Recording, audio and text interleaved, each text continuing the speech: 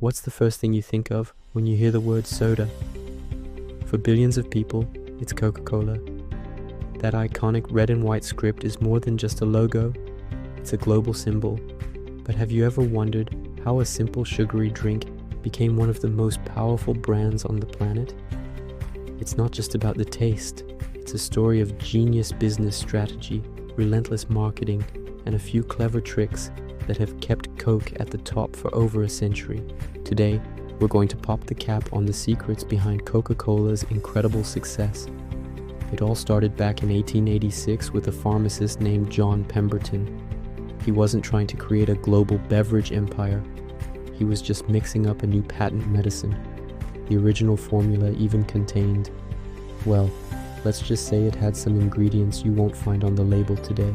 But the key moment came when his bookkeeper, Frank Robinson, suggested the name Coca-Cola and penned the famous script logo that is still used. Robinson had a hunch that the two C's would look great in advertising. He wasn't wrong. From the very beginning, marketing was in Coke's DNA. They were pioneers of modern advertising. They gave away coupons for free samples, plastered their logo everywhere, on calendars, clocks, and drugstore signs. They understood a fundamental principle: be everywhere. Make your brand impossible to ignore. This idea of ubiquity, of being constantly present in the consumer's life, was the first pillar of their strategy. But how do you get your product literally everywhere on the globe? This brings us to their second stroke of genius, the franchise bottling system. In 1899, two lawyers approached Coca-Cola's owner, Asa Candler, with a bold idea. They wanted to buy the rights to bottle the drink.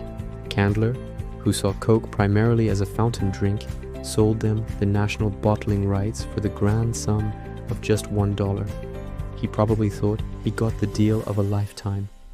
In reality, it was the bottlers who struck gold. This decision created a massive, decentralized network. Local entrepreneurs, with their own money and local market knowledge, were responsible for bottling and distributing Coca-Cola. The parent company just sold them the secret syrup concentrate. It was a low-risk, high-reward model that allowed for explosive growth without massive upfront investment from the main company. Brilliant, right? They outsourced the hard work, the logistics, and the capital expense, and just focused on what they did best: making the syrup and building the brand. Now, let's talk about the brand itself. Coca-Cola isn't just selling a drink. They're selling an emotion. They're selling happiness. Think about their commercials. It's always smiling faces, friends gathering, celebrations, and moments of joy. From the iconic "I'd like to buy the world a Coke" ad in the 70s to their modern campaigns, the message is consistent. Coke is the catalyst for happiness. They associated their product not with refreshment, but with the best moments in life.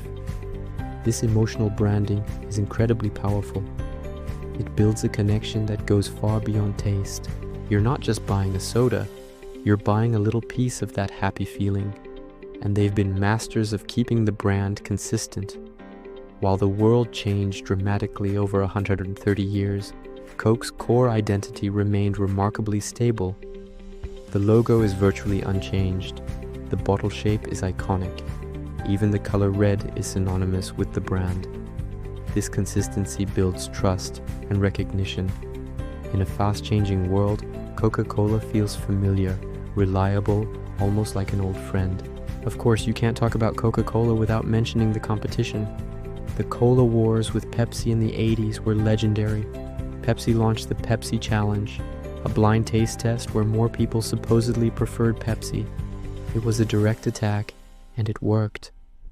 Coke started losing market share. In a panic, they made one of the biggest blunders in business history: New Coke. In 1985, they changed the secret formula for the first time in 99 years. The public outcry was immediate and intense. People didn't just dislike the new taste, they felt betrayed. Their beloved brand, their piece of Americana, had been tampered with. The backlash was so severe that just 79 days later, The company brought back the original formula, rebranded as Coca-Cola Classic. And here's the crazy part. It was a massive success. Sales of Coca-Cola Classic skyrocketed.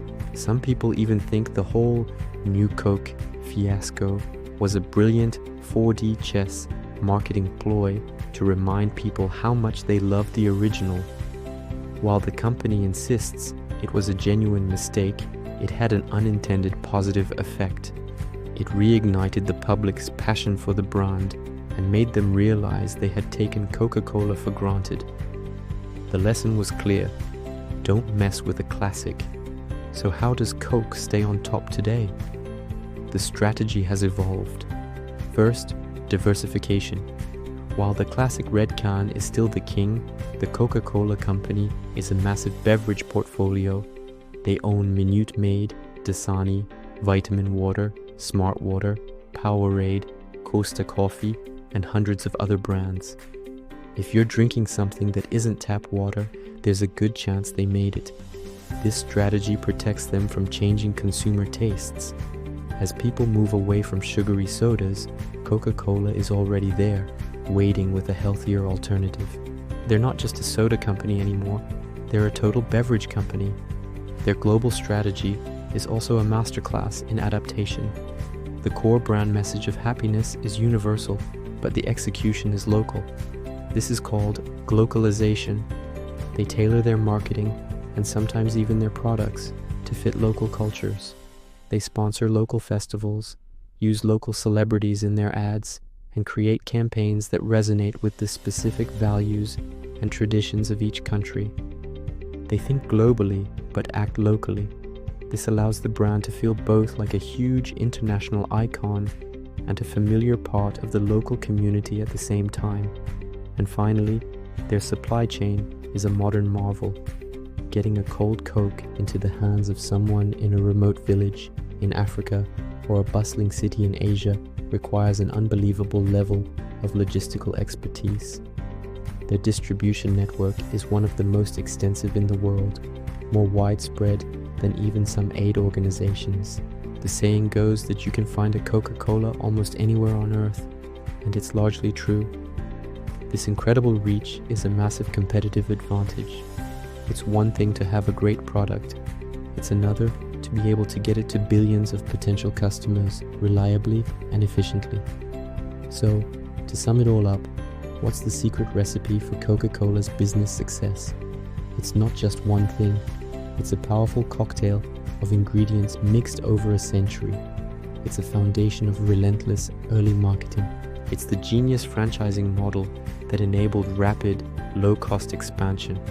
It's the master-level, emotional branding that connects the drink to happiness. It's the unwavering brand consistency that builds trust. It's the smart diversification that future-proofs the company. And it's the unparalleled global distribution network that makes it all possible. The next time you see that red can, remember that you're not just looking at a soda. You're looking at a case study in business brilliance, a century-long story of ambition, strategy, and the relentless pursuit of making a simple drink an indispensable part of our world. Thanks for watching. If you found this breakdown interesting, don't forget to hit that like button and subscribe for more deep dives into the businesses behind the brands you know and love. See you in the next one.